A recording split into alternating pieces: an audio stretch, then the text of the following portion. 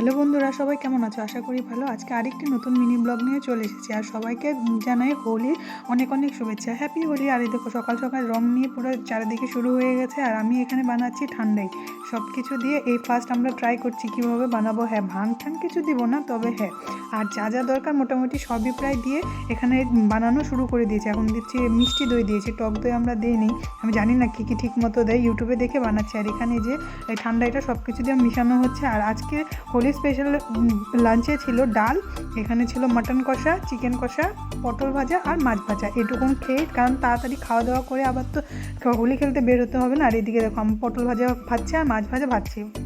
যখন আমরা খাওয়া দাওয়া করে তারপরে চলে এসেছি যেখানে আমরা হোলি খেলবো।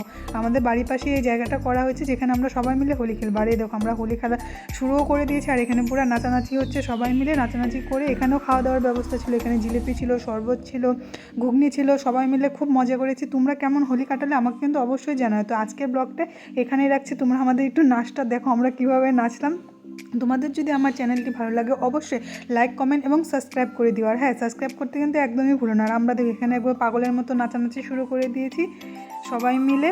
তো তোমরা কীরকম কাটালে আমাকে কিন্তু অবশ্যই কমেন্টে জানাও। তো আজকের জন্য এখানে রাখছি, সবাই ভালো থেকো, টাটা।